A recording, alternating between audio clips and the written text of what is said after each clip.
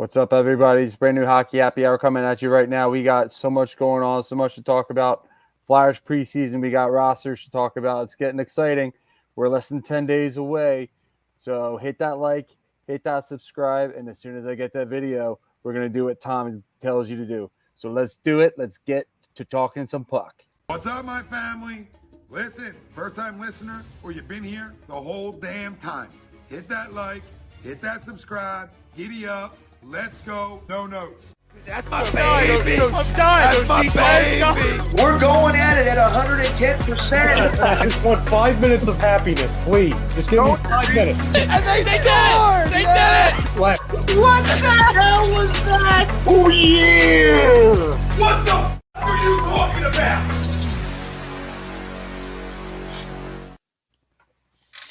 Welcome, ladies and gentlemen, to a brand new edition of the Hockey Happy Hour. We are live on A2DRadio.com. I am Matt Cincinnati, along with the Darkwing Brian Daly.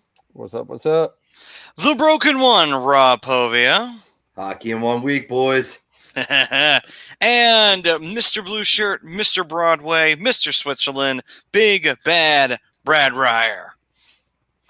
All right, and we welcome you once again to another edition of the Hockey Happy Hour right here on A2D Radio, brought to you by, once again, the doc, Dr. Paul Vidal over at SpecializedPhysicalTherapy.com.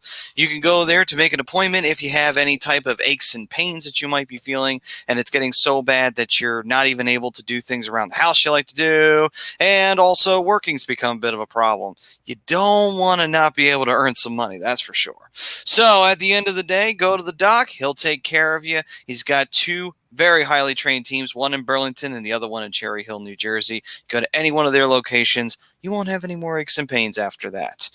And today, the poll question brought to you by Baggio's Bread.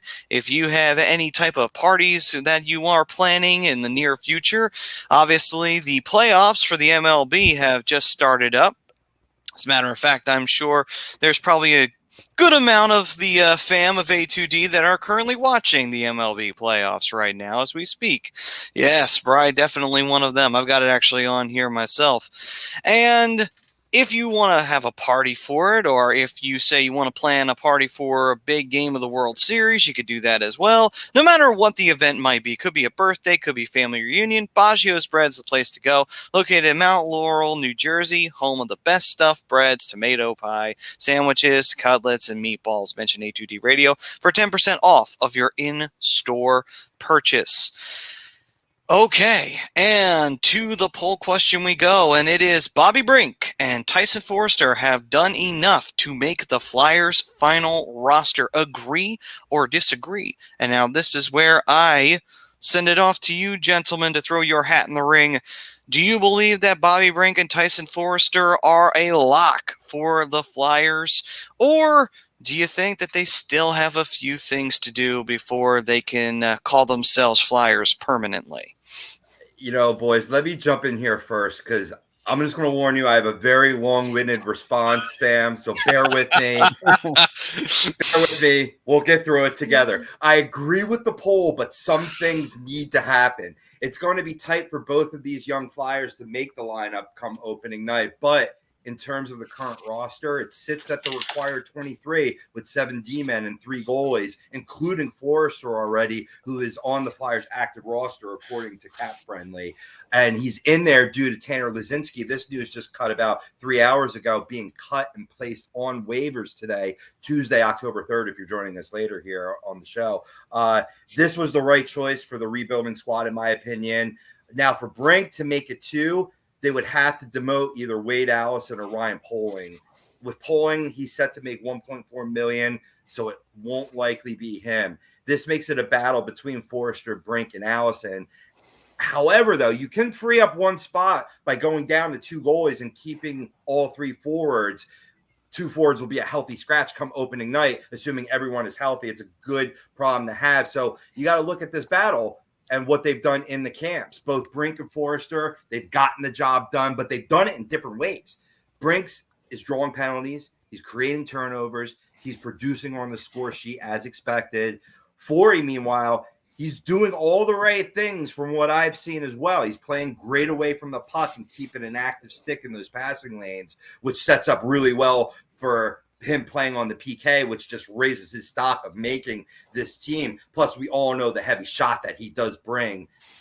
We've seen it last year in his brief cup coffee with the Flyers. But further efforts, Brink has tallied 1 goal and 2 assists in 4 preseason games, while Forrester has registered 1 assist in 3 preseason games. So I'm reading through some articles today to see what their chances are, and I want to read what the players are saying. Joel Farabee had this to say on Brink and Forrester, quote, "They are both super good players. I think both of them look great and deserve spots on this team," end quote. Throughout the preseason, Farabee is often lined up alongside Brink, and during the Bruins game on October 2nd, Brink actually displaced Travis Konechny on that line with Farabee and Sean Couturier. He started off on the 4th line with Allison and Poling, but he was impressive enough to jump up to the top line before the end of the game. So it's, what have you done for me lately? Well, he got risen to that top line. You go to the man, Torts. He commented on the Brink versus Forrester debate. Quote, "It's not Tyson against Bobby. There's a lot of different things that could happen with this lineup," end quote. So, boys, to wrap up Thursday night's lineup, it will be more of a reflection of what we're going to see opening night. So it'll be interesting to see how Tortorella utilizes both players for the 6th and final preseason game.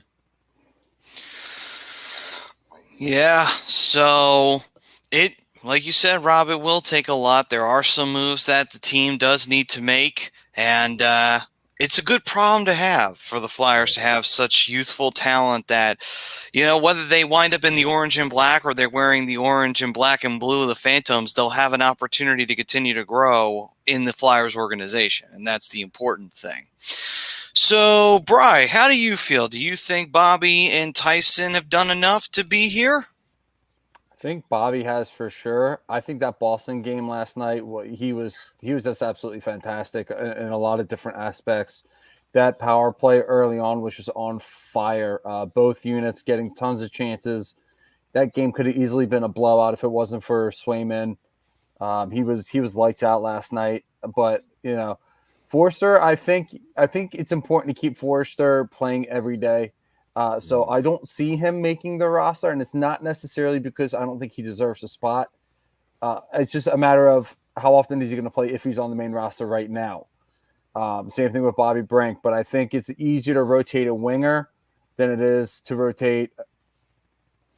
It's tough to say because I feel like Forster can play all 3 positions, but I think it's just going to be easy to rotate Bobby Brink because he has shown a little bit more of that scoring prowess here in the preseason. He's been pretty much, the guy that everybody's been expecting him to be early on, doing a lot of the little things right, playing, especially on the power play. I thought he was really, really good on the power play this preseason, getting a ton of chances, showing his great vision, setting a bunch of chances up. And you saw it with the 5-on-5 as well. But, one of these guys is not going to – they need to play every day. It's essentially what I'm going to try and get at here. I've tried goofing with the roster a couple of different ways here. But any way you look at it, one of these guys is not going to make it. I think it's going to be Forrester, but I think it's more important for him to play every day where you can rotate Brink in a little bit more on this pro roster. I think Brink is a little bit more ready than Forrester. Brad, from the outside perspective, what's your take on this? I think Brink is NHL ready to go. I think Forrester could use a little bit more seasoning, and as you guys said, and I would agree with it. I think you let Forrester play and be a 20 to 25 minute guy on the Phantoms and get him top playing time, and he'll be the first man up. Injuries are going to happen. That's just part of the NHL. Slumps are going to happen. Somebody may not be playing well. Somebody may get into Tortorella's doghouse, as they always seem to, as we all know. And as far as that's concerned, if Forrester plays well, down under, he'll be back with the team in no time. But I do think Brink is a keeper right now. I think you got to get him up and let him play. I think he's NHL ready to go. He was NHL ready to go before his injury. and unfortunately that slowed him down. But you know what? I think he's ready to go, and you let him play at this point. Forrester's going to be up. He'll be up soon enough. But let him take somebody's spot that's already on the roster. I don't think he's been quite good enough to bump somebody, not yet anyway. But he'll get there. He'll get there. All right then. My opinion on this one, I'm going to say that Bobby Brink, if he hasn't earned a roster spot with the performance he's had this preseason, then I have to ask, what does a guy need to do to make this team? Because he's really done everything that has been asked of him. Not only has he done well in camp, but he's come out, he's scored in preseason games. He's been a presence on the ice. He's been an assister, a disher, everything you could ask for from an offensive threat. And so, to me, if that doesn't warrant him being on this team, then someone is high in that organization doing the rosters. Because, and I'll say this, if Forster still needs some seasoning, that's fine. Forster, I think he was trying, but he may have been trying a little too hard, maybe not getting enough of the good looks that he'd like to get. Did seem like on occasion he was getting chances, but it just didn't seem like it was working out well for him. And it's all right. Happens. It's not the end of the world. Just go down to the Phantoms and you'll be all right. I'm not saying he played poorly, just saying that he didn't get a chance really to get on the score sheet the way he wanted to. He wasn't as much of a presence as you would like to have been. He was there on the special teams. He was definitely there for that, and he was trying to make his presence felt there. Just every shot he took got blocked or went wide, and it's like, I wanted him to get a goal so bad, and he didn't get one, and it was a shame. But it is what it is. You can't ask for everything in the world, but let him go down to the Phantoms. Let him have a chance to get a little bit more seasoning, and he'll be fine. I still have no doubt Forster will eventually be wearing orange and black in the near future. But Brink, I think, absolutely has to be given the shot here. He has to. Him and Allison might be developing some chemistry. That Devils game, that setup was pretty between the two of them. So I would say go with it. Go with it, and let's see how far that can ride. Maybe Allison and Brink become a bit of a decent pair for the Flyers. I mean, you might have to find their third guy on the line, but that's okay. You can interchange people, and you might find somebody before you know it. Maybe Coots, maybe Atkinson, somebody. Yeah, Bri. Why not Tippett? Tippett, yes, yeah. Tippett.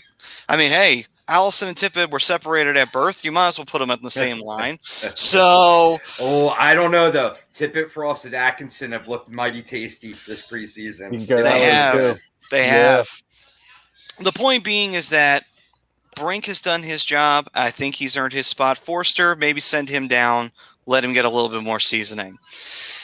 So, with that, we'll take a quick commercial break, and then we'll dive into the first period where we'll discuss a little bit more about the preseason, go into the results, and see what we thought of, or the roster, actually. We'll talk about the roster, and we'll talk about things we saw from certain players that we really, really liked and we really thought brought out the best in them.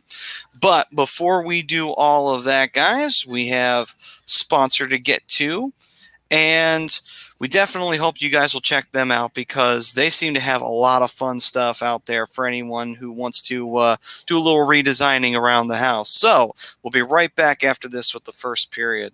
Royal Billiard and Recreation, proudly celebrating 40 years and our new, bigger showroom. Twice the size and twice the fun. More pool tables by Olhausen. More dartboard sets, including custom reclaimed backboards. More bar and kitchen stools that can change a room. And more bars, including pre-built and custom. Hot tubs, skee ball, shuffleboard, outdoor, and fun. Royal Billiard and Recreation, your ultimate game room store. Now located on Bethlehem Pike in Colmar. Yeah, that's right, Royal Billiards. And listen, if you have any type of major things you want to put out there, like you want to have a man cave, like one of the best man caves you could ask for. They're the people to go to. And and also you could check them out through the website, and they have the coolest place for all of your game room and man cave needs. For the last 41 years, this family-owned business has been the premier game room store of the Delaware Valley, stocked with the very best in pool tables and accessories, shuffleboards, card tables, darts, supplies, bars, and bar stools to turn any ordinary room into an extraordinary gaming experience. Oh, and did we mention they have hot tubs too? Stop by Royal Billard, located at 515 Bethlehem Pike in Colmar, Pennsylvania, or on the web at royalbillard.com for everything fun for your home or office. All right then. So, time to dive in to the first period, and we'll talk about the roster for the Flyers and how we see it shaping out and who's on the team, who's not on the team, any major things we saw from anybody that warrants either a big nod or anything that warrants a little bit of a red flag. Say, keep your eye on that because that could be a problem. So, gentlemen, with the final roster for the Flyers, anything you wanted to throw out there from what we've seen in preseason and what the makeup will be for opening day? Yeah, I want to jump in, and Brian made a good point that you want the young guys playing every day. You don't want them to be healthy scratches. So if they're going to be on this roster, they should be in the lineup come opening night, or maybe they would be better suited down in the Phantoms. Well, one of our listeners last week was really defending his point of, I forget your name, apologize, but if you're tuning in, definitely chime in, let me know, or let us know who you are, where you're really doubting Wade Allison making this team. And based on his camp activity and even dating back to rookie camp, he's not looking good, boys. And he could be a potential odd man out, even though, okay, yes, Tyson Forrester is wet behind the ears, but he did get NHL experience last year and proved that he can hang. He's showing it defensively, especially, which is just really good to see for a young player that's known for his scoring prowess. He's been a good 200-foot hockey player, right? He could displace Allison, and maybe Allison is your healthy scratch, right? So, like, there, in case injuries can and will happen. So all these guys, no matter what happens, will get their opportunities. But if you got to send one down, it may be Wade Allison. I mean, I could definitely see that. But, I mean, he came into camp this year saying, he knows he's got a spot on the roster, and that's all well and good, but he's still going to work like he's got to earn it. And, I mean, yeah, historically, in his short stint up in the NHL, he's had some slower seasons starting, but he always finds a way to set it on fire, and he'll become a goal scorer at some point. Remember, still a kid as well. Yeah, true. But 26, right? I think. Yeah. 26. Yep. Yeah. Here's the thing. I'm looking. I came up with how I would edit the lines. I'm using my NHL 23 terminology here. What I would probably do is something along the lines of kind of how they kind of had the preseason games a little bit. The fourth line, I don't necessarily know if I would touch right now. Between Delorier, Hathaway, and Ryan Poling, they've kind of been playing really well together. They've molded pretty well together. So you got a pretty good checking line there. A couple of the guys on that line have been good on the penalty kill as well in Hathaway and Ryan Poling. The real question here, fellas, is especially with dealing with a guy, and it's not necessarily a bad problem to have, where you're questioning, well, okay, Wade Allison, Bobby Brink, or Tyson Forrester. Of these guys, who do we choose? Yeah, Bobby Brink probably had the best camp between the three, but, it's like I said earlier, and Rob, you alluded to this again as well, as you want these guys to play every day. You don't want them to be healthy scratches. So, you're looking at this roster. This roster is pretty set for the most part. Now it's making the tough decisions. To me, that tough decision is sending down Forrester and keeping Brink and keeping Allison right now. If this is a team with the mentality that they want to win games, you want as much experience up here as you can have. Because, like I said, we know Allison's gonna get streaky. He's gonna go on a point run. Tippett, same deal. We know what we're gonna get from Lawton. Forrester, can he, or not Forrester? I'm sorry, Frost. Can he repeat the season that he had last year? or can he take the step forward? You know, it's a lot of youth here and a lot to prove. And for me, I should say, if this team wants to win games, you got to figure out a way to get as much experience on here, and let young guys play every day, even if that means going to the AHL. That's the most important thing to me. Right. And to Brad's point earlier, there are two in terms of giving Brink the edge. College player, as much as, okay, maybe he was regressed from his injury last year and lacked some playing time. Still, I always give a little bit of a feather in the cap of the collegiate players over guys that maybe ran through juniors, because it's not professional, but it almost suits you for professionalism, doesn't it, Brad? Yep. Somewhat. I think somewhat. Yeah. College hockey has gotten a lot better over the years than junior. That's the thing. I mean, junior up to 18. I think the junior players are better, but when you get these guys in college, I mean, they're playing against top talent around the world, because you have kids from Sweden, Russia, you have kids from everywhere playing college hockey now. And that I think that there's a difference between that and junior hockey nowadays. Right. You don't have that. They're just mostly Canadian. Not that Canadians are bad players. They're all good players, but in college you have top players from around the world in there. I just think there's a slightly higher level. Right. And I don't disagree. So essentially it kind of breaks down to your junior being, let's break this into baseball terms, since we got games going on right now. Let's break this down to baseball. So essentially your junior is going to be your high A, and then you got your NCAA. College hockey is going to wind up being like your double A, AHL is like your triple A, and then obviously exactly. Well, what about ECHL? That one. That's C. I think the ECHL is Pacific Coast League. I think that's where guys go when they know they're not going to make the NHL. Yeah. They know they're not good enough. That's where the Shoresy people of the world go to go play. It's independent league hockey. That's what it is. That's the Atlantic League.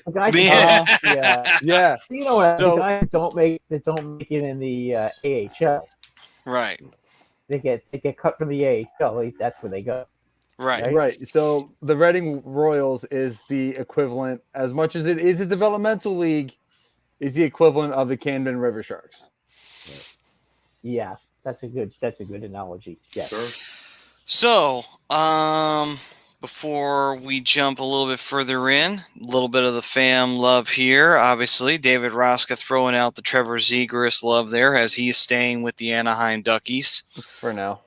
And Pete saying, yo, fam. He's also saying, I'm not knowledgeable enough to answer the poll question. Sorry. Response. It takes a wise man to say you don't know something. Right. Hell, I barely know how to answer that one. Anyway, we get Anthony saying Forster will be traded. I know, Brian, you disagreed with that. I disagree with it too. I don't see why Forster would be traded. It'd be stupid for the Flyers to trade him. The organization is so high on the kid. They're not going to trade him. Plus, also at this point, it's like, why trade him? Don't you want all the young athletes you can get at this point to try and mold something fresh? You don't want to trade them away. Lunakara 1 saying agree to the poll question. So thank you. I don't think I've seen you before, so welcome. And I do believe Joe was saying 32 pitched through 3, looking good. Yeah, Wheeler's pitching pretty good. And Anthony did say, I want to see Michkov and Brink on the same line. Well, I got to wait till Michkov gets here. Might be waiting a minute or two. So it'll be glorious. It certainly will be. I think they'll get there. They'll get there.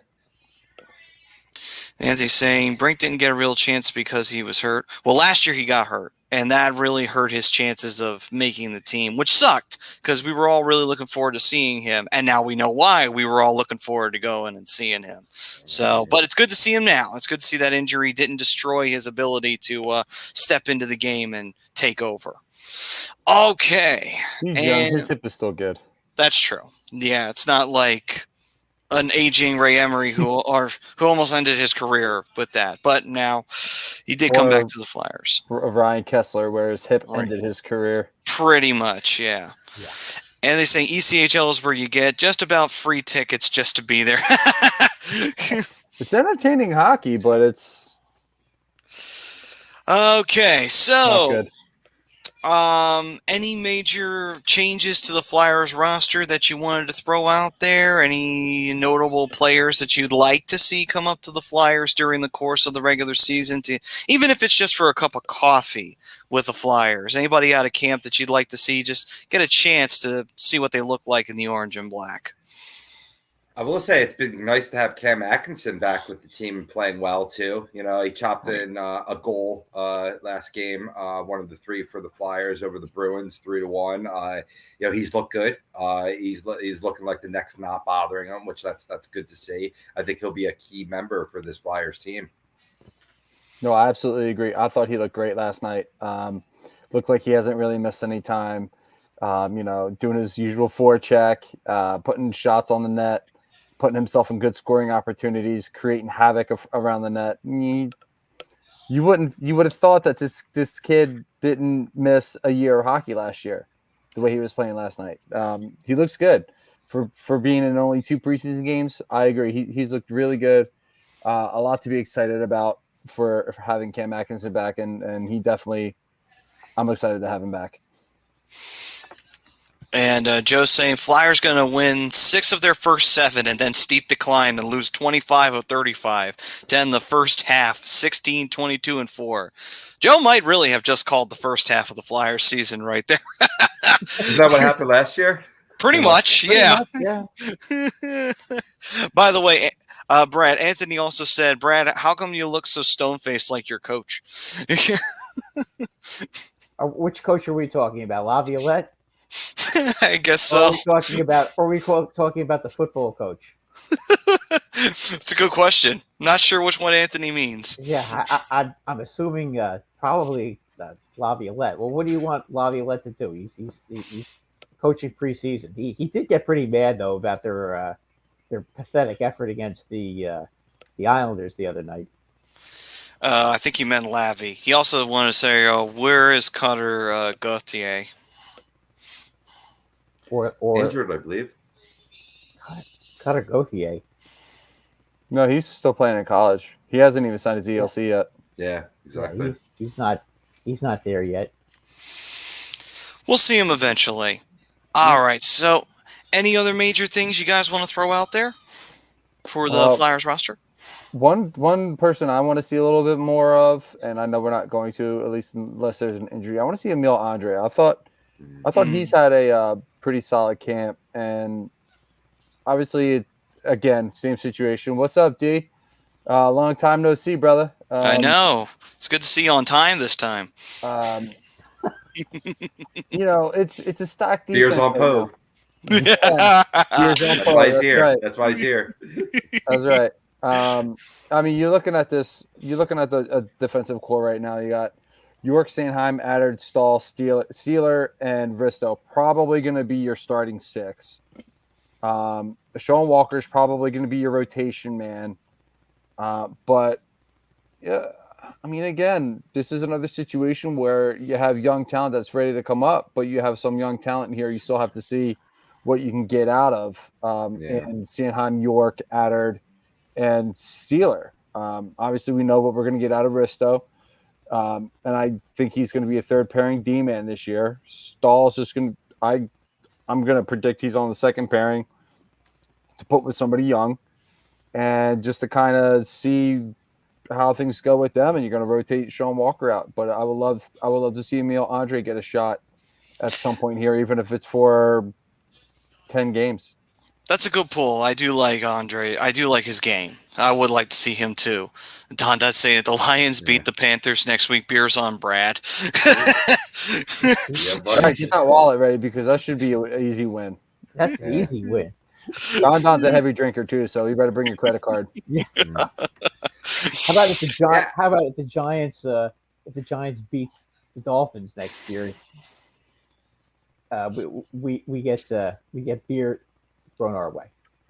There you go. Purchased for our own being.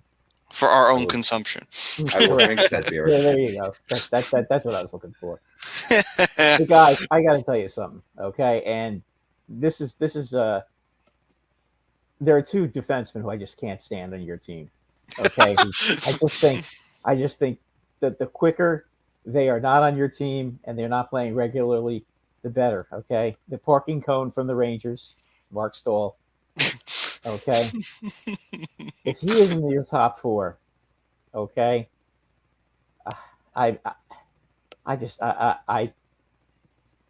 that's almost as funny as watching Daniel Jones play quarterback last night. Honestly, he can't be in your top four. He's too slow, and he has no offensive game. He doesn't move the puck. I don't really know what he really does well. I mean, wouldn't he just be better as an assistant coach? The quicker you can replace him, and that other turnover machine, Risto. Ristolainen. Line, the quicker you can get him off the team, because he's a big stiff. Where you can move these kids up, the better off you will be. Well, unfortunately, with Risto, that's going to take some doing because they signed him to a rather ridiculous contract. Meanwhile, on the opposite end, Stahl, he's probably just 1 year for 1 year rental, and then that's it. You're not bringing him in for his abilities. You're bringing him in to help to develop these players. That's all you bring him in for. He's leadership. He's veteran leadership. Yeah. Bring him in as a coach. He ain't ready to hang it up. Yeah, you put him on the third pairing with Risto. A coach can only do so much. You know what I mean? Like, wouldn't you rather see a kid though than him?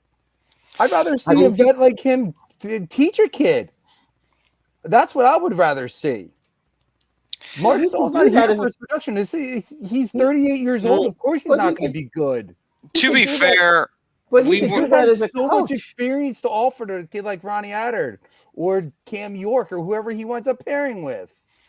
Give a shout out to Ronnie Attard. They'll watch him play and they'll realize what the wrong play is and to do it the other way.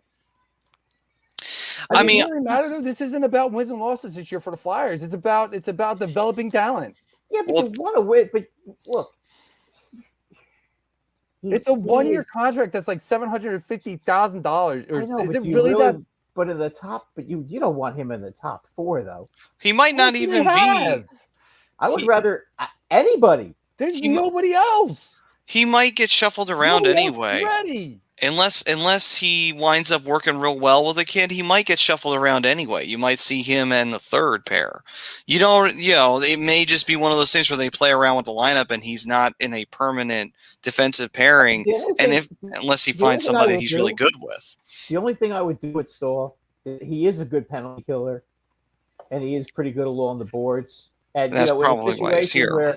In a situation where you're in a diamond and you're not really skating a lot, but you're playing more positional, he can block some shots. That he might be good for. But getting a regular shift on defense for him, I'm just hoping that one of your guys can come up and replace him as quickly as possible, because I understand it's about developing this year. I do understand that, but you still the object is to win the game. As one ex-Eagle who played for the Eagles and coached the Jets used to say, the object is to win the game. Okay, and if you want to win the game, a guy like Stahl, unless he's on the third pairing or not, or in the being one of the Black Aces, is not going to work for him. He's not good anymore. And it's amazing he was able to play as well as he did last year with the Panthers. Again, you're not seeing anything that's not wrong, but here's the problem. The Flyers have nobody else.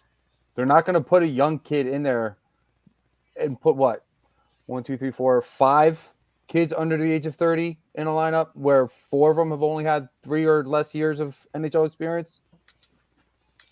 You need veteran leadership in a rebuilding team. You need it. And who better than Mark Stahl? He's a guy that can teach him so much, and he's coming off a year where he's in the Stanley Cup Finals. He can.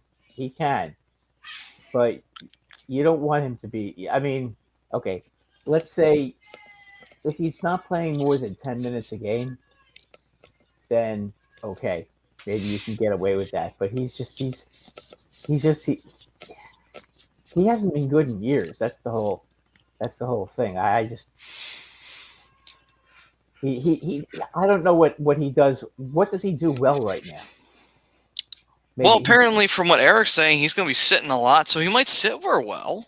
You know, he might actually be nice and comfy in those chairs in the box. You know, up there in the skybox, getting a chance to watch some hockey. If you have him playing in practice, okay, that's where he can teach the kids a lot. You know, or if he's you know, as an assistant coach, he can obviously impact them a lot. But as a player, I just don't see it. You know, he doesn't move the puck. You know, all he really can do at this stage of his career is lie down and block shots, and he can still go in the corner and win a battle for a puck and maybe clear it out of the zone, which is why I'm saying he might be useful on the penalty kill, but he's a liability offensively as well as defensively. Everybody goes around him these days. So I would just really like to see a kid take over for him and not see him play that much. Well, it's all right. I mean, if it's one season, it's one season. Then who knows? Maybe a kid will take up that spot next year and move forward from there. I mean, Maddie, real quick, I think it'll either be Emil Andre or Zamula. I don't think it'll be both, and that's where you get the stall spot. You know what I mean? Like I think Emil might not be ready for prime time yet. You know what I mean? Or you could say the same thing about Zamula too. So like until then, they're learning from a vet in camp. You know, you learn on the ice from a vet.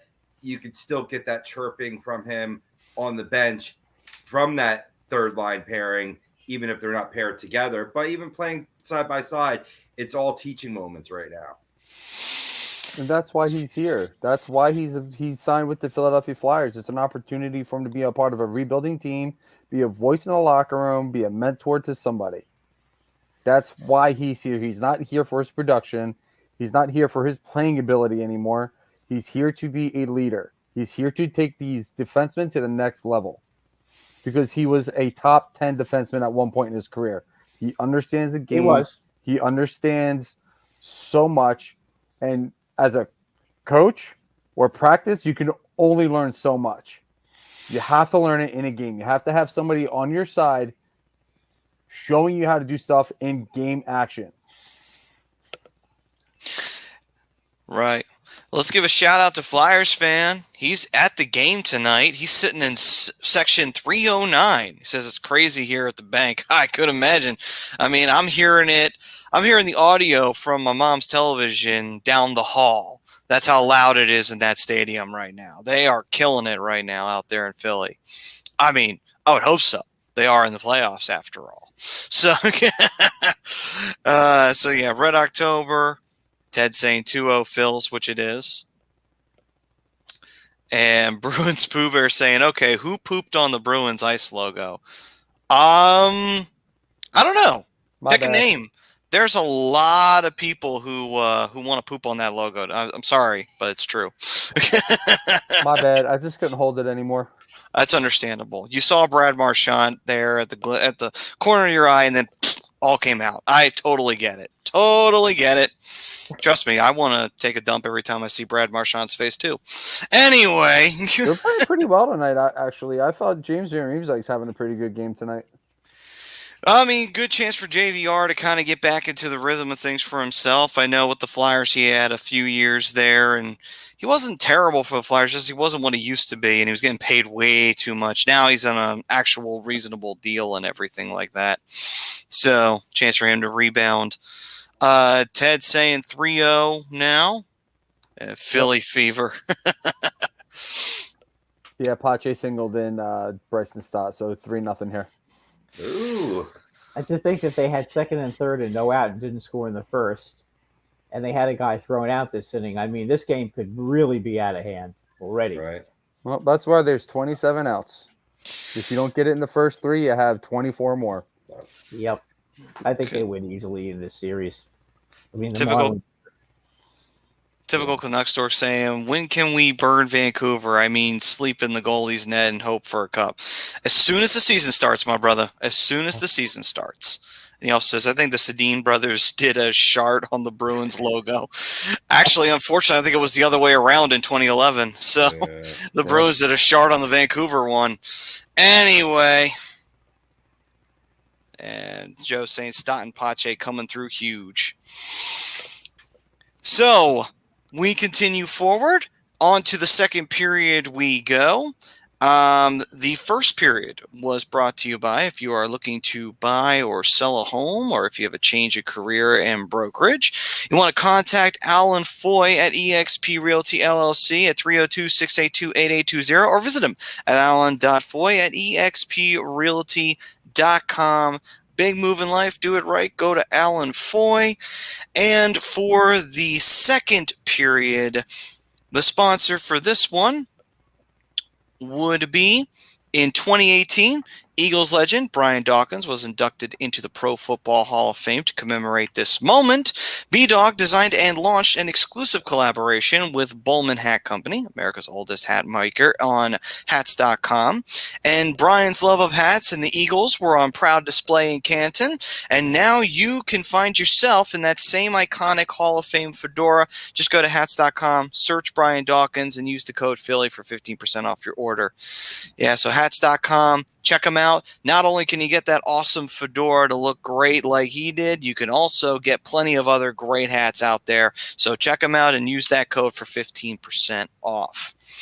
Okay, then. So on to the second period here, and that is the Flyers preseason updates. So far, Flyers having a pretty solid preseason, seeing some young players really taking the reins and really turning this training camp into / preseason into their chance to grab a spot or to prove that they're worthy of a spot on this Flyers team, which is nice to see. And the Flyers have done pretty well so far in terms of the results. They took a real bad loss to the Devils up in the Rock, but they also may have lost the Devils, but they only lost by 1. And Carter Hart looked great in that game. Allison got a goal. Bobby Brink was very much there and present.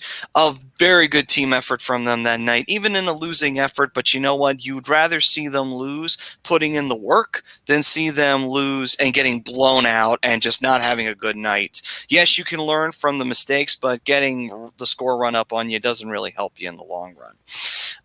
And then, of course, a couple games against the Bruins. I was very surprised they won in Boston. That was nice to see. And then they get the win in Philly. Hey, you know what? It's good to see it. It's good to see it. Now, by no means am I saying that means that this is going to be what the Bruins season is going to be like. They'll probably do better than that. They may not do what they did last year. That's for damn sure. But I don't think it's going to be that bad. Anyway, so anything major you wanted to throw out there for the preseason update for the Flyers? I'm going to jump back to that game last night. It's really the only preseason game that I've gotten to watch. The good news is the Flyers basically threw out their what we're expecting to be, for the most part, their opening day roster against a Boston Bruins team that didn't really start anybody big. All the big guys are playing tonight against Washington, but still, to go out and do what they did in pretty dominant fashion for a full 60 minutes was really good to see. You're starting to get, guys are starting to get healthy again. You saw, like I said earlier in the show, you bring in Cam Atkinson back, and he's played 2 games and he's looked really good. Coots is really starting to put it back together. He made a couple good plays last night too, starting to show off his vision again, and he's been really good in the faceoff circle too. It's just now you're just fine-tuning things. You're starting to put the final pieces of the roster together. And Thursday, I believe, Rob, you said this earlier, we're going to really start to see what this roster is turning out to be. I think you're going to see pretty much the opening day roster on Thursday against the Islanders. So outside of that, I thought it's been a pretty good preseason overall. I thought Cal Peterson shaking in his first game, but I thought he rebounded pretty well in the second game he started. Felix Sandstrom made a very strong showing this preseason, made a good argument for the backup position, but Sam Emerson has been better. So I think Felix Sandstrom's going to be your starter in the AHL. So overall, good preseason. I saw Spellman's question earlier. Do I think they're going to stink? No, I don't think they're going to stink.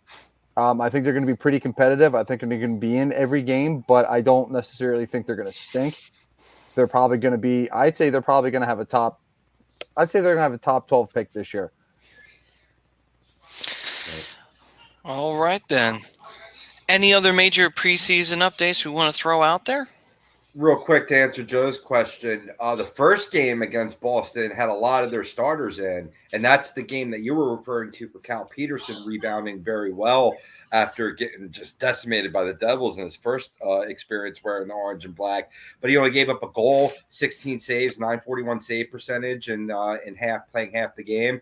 But for his efforts, he was waived today, Tuesday, October 3rd, if you're joining us later. So he's available for teams to claim right now, or else he'll report to AHL. And then the battle between Sandstrom and Arison, you got to give the check mark to Arison. They paid him. They extended him this offseason. He's played well. He's backed it up. I think maybe Felix is your healthy, scratch goaltender if they want to keep three. You know what I mean? And, and then, depending on what they do with the forwards, like we began the show with. But I think in the end, Felix should be your AHL starter, continually getting him in game action too. And you ride with Carter and Arison. Right. I will say this, though, too, Joe, that, I feel like the Flyers have been running a little bit more at full strength, only because there's going to be a lot more young players on the roster this go around. So you kind of want to get them, you want to get more out of them. You want to see what they're doing. You also had some opportunities for younger players, maybe possibly to make the roster. So I feel like they were a little bit more on full strength than other teams. And I think that was just on purpose because they wanted to see where the kids were and what their development was and get them ready and get them going for the regular season. There were some of the veterans, but for the most part, it's been most of the kids. And good news is a lot of the kids have been playing well. So that's good. That's what we want to see this year. And yes, Devils fan, everybody's picking on you for a reason. No, we do not want to see the Devils as another dynasty. I don't think we can handle that. Dynasty. I don't think the NHL could handle it. Dynasty? There's no dynasty in New Jersey. Well, you made the playoffs one year and then you got your asses whooped by the Hurricanes. Go back to your freaking Newark arena, okay? Go back to your stinking place in Newark, okay? And go make some snowballs and throw them at the Zamboni driver. Because you guys aren't going anywhere this year. You were lucky last year. That little wimp Hughes is going to get his brains beaten this year. Okay, he won't be even able to play because everybody knows he's a big wimp and they're going to just knock him all over the place. So have fun and just be happy if you make the playoffs. The only thing you're going to be doing next spring is throwing snowballs at a Zamboni driver. You're not even manly enough to throw snowballs at Santa. Period. We're talking, baby. You don't like us talking? We're talking. Okay? We're going to be just fine. Oh. And by the way, just a quick thing on Paul Bissonnette. I hope I freaking meet you in the street one day so I can cold cock you, you punk, you stinking son of a you-know-what. I thought Bray was going to curse again. What a clueless moron. Once a year. How do you allow a retard like Paul Bissonnette on the same camera as Mark Messier or Wayne Gretzky? How does that happen? I don't understand. It's like you went to the circus and got some freak and put him in the middle with Albert Einstein and with Albert Einstein and some of the other geniuses of our century. That's what Paul Bissonnette is. He's the circus clown that comes in and has no idea what he's talking about. Agreed. Oh, Winnipegger Wahoo just says, if the Devils sniff the cup, I'll award them with a plastic jet plane. All right. Yeah, And just me metal make sure you crack it. me metal Mike said, Brad, because cocaine and hookers and hockey. I'll get that. For Biss. I think we need the quote. I think we need the quote. Me metal Mike tonight. Teddy's saying Brad's going to get the channel striked easy. You can't say the R word, Brad. Yeah. Oh, okay. I'm sorry. Yeah. The mentally challenged. Bissonette. Okay, there we go. Yeah, he's mentally challenged. Okay, so There you go. we move on to the third period for around the league. And that is brought to you by our sponsor, Alonzi Travel. If you have any vacation plans ahead of you that you want to not really deal with the minutia, you don't want to deal with all the annoying details of the hotel, the travel, all that stuff. What you can do is you can go to Alonzi Travel, look up Ritz and Chucks, because those two in particular are experts in this, and they specialize in creating the vacation of your dreams, whether it's to Disney, Universal, or wherever your heart calls to. Let their talented team of travel experts create the custom vacation for you. Alonzi Travel, let them take care of all those little details. All you got to do is pack and catch your flight. That's all you got to do. Oh, and get the time off of work. So, on to the third period around the league. Obviously, I think we should let Bry start things up here because his boys did nail down one of the more important free agents they needed to sign. So, Bry, take it away with Mr. Zegers. Yep, signed him to a 3-year deal worth $5.75 million a year. This is a contract that should have been done months ago, not 10 days before the season opens up. I'm annoyed by the whole process, and I'm going to tell you what now, boys. I'd be surprised if he signs another contract with Anaheim. I don't think he liked the way that it was handled. I don't like the way it was handled. He was lowballed from the jump. They wanted to give him a 3-year deal worth $3 to $4 million a year, far under what he's worth. I would have given him 6 to 7 over 3 years because he's worth that. The same thing with Jamie Drysdale. Nothing on his contract. It's another thing where he don't know what he's doing. I don't know what he's doing. I'm trusting the process. I really am. I'm happy to have Z back. I'm waiting to get Drysdale back. I don't know what's going on in Anaheim right now. Me and Dylan were talking last week, and he used the term the dark days are in Anaheim, and I'm starting to agree. And I'm hoping Verbeek knows what he's doing because I'm getting nervous. As you can tell, I'm swiveling in my chair, and I know y'all can see me. But it's great to have Z back. We have him for 3 years. And, you know, he's going to be huge, but he's got a good thing he was skating in Connecticut because he's got to get in game shape fast because we got games coming up. We actually got a game tonight that he's not playing in, but he's got in game shape fast because we're going to need him game 1, and hopefully he'll be ready to go. You got him at an extremely team-friendly contract, in my opinion. It is team-friendly, but it's not what he's worth. Well, you know what? Maybe after 2 years they'll sign him to an extension. You know, listen, money solves all problems. Yeah. You know what? If they come back to him in 2 years and he has a couple of really good years, and in a couple of years they offer him 8 years, $80 million, you really think he's going to stay offended by that? It's not being offended. It's being annoyed by the process. The process shouldn't have taken this long. He was their number 1 RFA. He should have been taken care of before anything else. True, but it got done before the season. That's really all that matters in the end. You know, I mean, I know that some guys have long memories. I don't know if Zegers is one of them, but they'll be okay. They're going to be okay. They'll be a little better than you think this year, I think. You're not going to finish in last place. You're better than San Jose. That's true. Mighty Duck for Life 44 is saying, though, go Ducks, somehow we sniff Melnick's cocaine bowl and win the cup this season. All the cocaine talk, I fucking love it.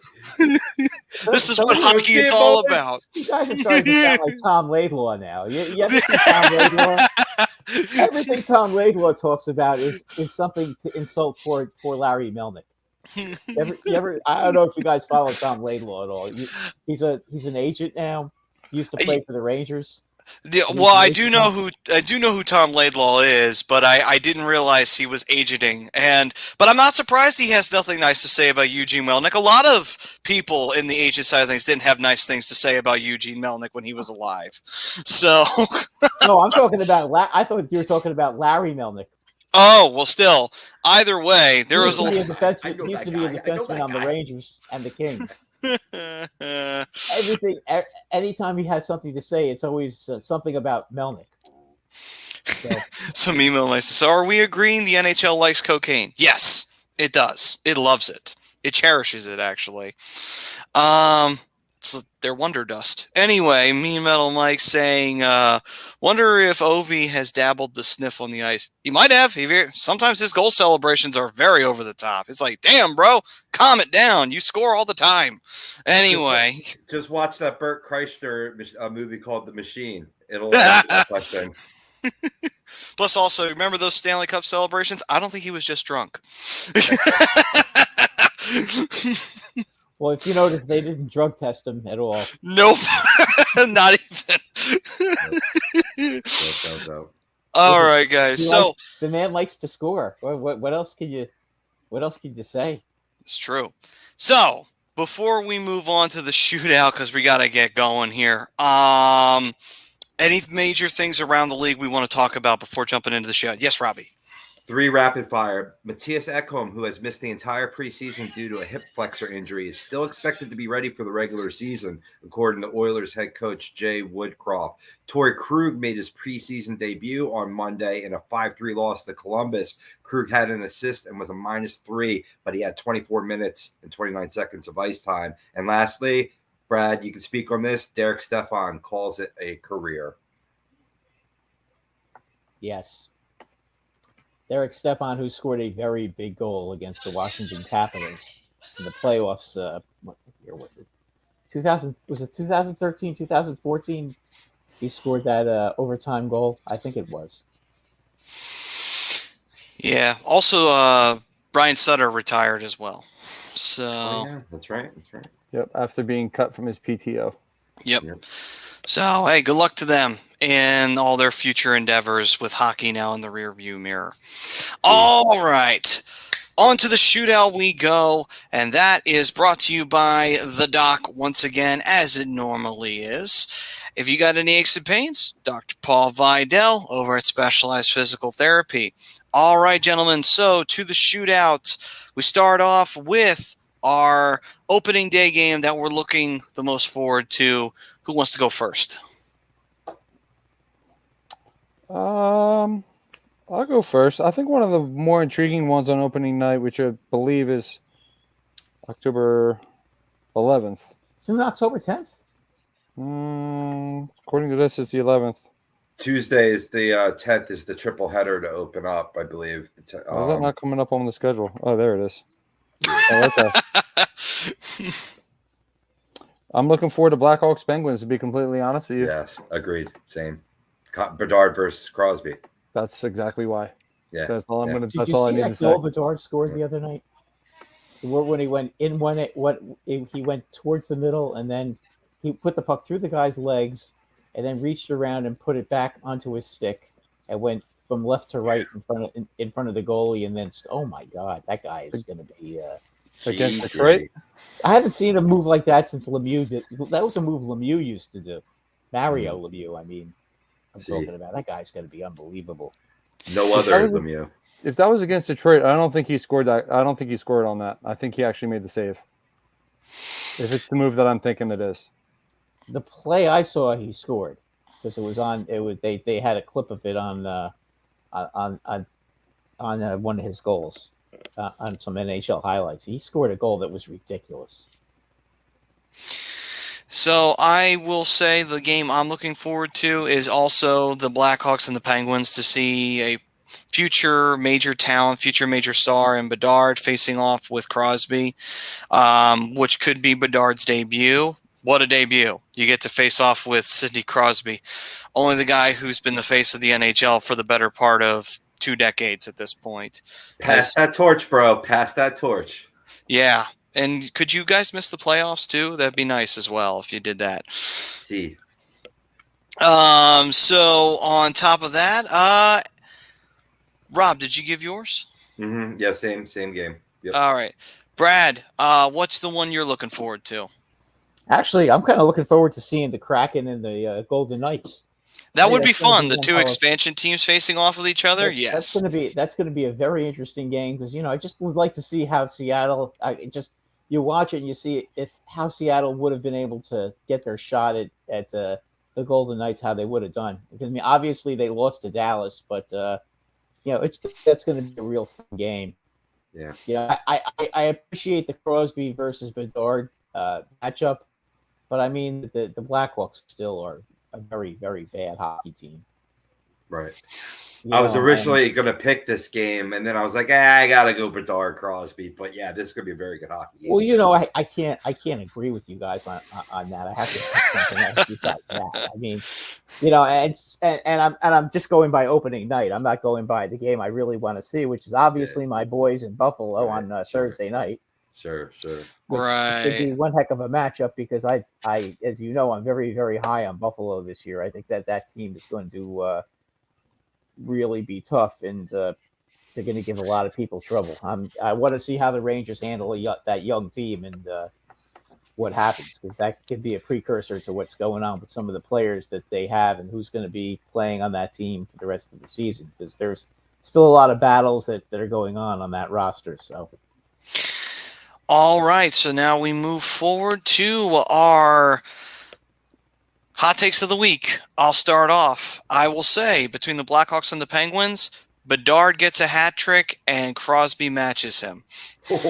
Oh, that's hot. We're going to do Ovechkin versus Crosby magic is going to happen that night.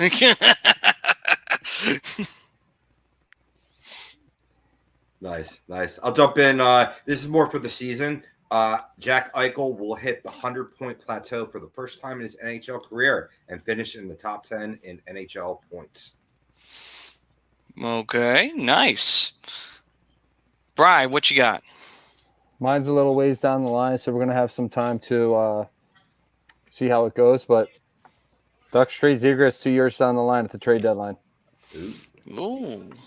Okay, interesting. Brad, what you got for me? Jonathan Quick will not be a Ranger on opening night. Ooh. Oh, wow. Garland is going to beat him out. Jonathan Quick has been so bad, I do believe that maybe I might be able to score on him. I couldn't really, but you know what I mean. Him be Metal Mike. The Rangers have this kid Garland who's been just fabulous in camp and has played well in preseason. So, and Quick can't seem to stop a beach ball. So I'm wondering if the Rangers have the balls to cut Quick and allow this guy to play. Right. All right. So, guys, that'll do it for this edition of the Hockey Happy Hour. We thank everybody for joining us once again. Of course, go Phils. Hopefully they'll be successful tonight as they continue their battle with the Miami Marlins. And we will see you guys next week as we get ready for opening night for the season. We are not that far away, so excitement in the air. Hockey's almost here. And with that, we are brought to you by Specialized Physical Therapy. Any aches and pains, go to the doc, Dr. Paul Vidal. And we'll just leave that here so that way you guys know how to become a member. Anyway, guys, we thank everybody for joining us. We'll see you guys next week right here on a2dradio.com. Until then, peace, love, and happiness. And 3 Flyers are currently in attendance at the Phillies game right now. Sanheim, Lawton, and Konechny. So anyway, guys, we'll see you. Peace and love, everyone.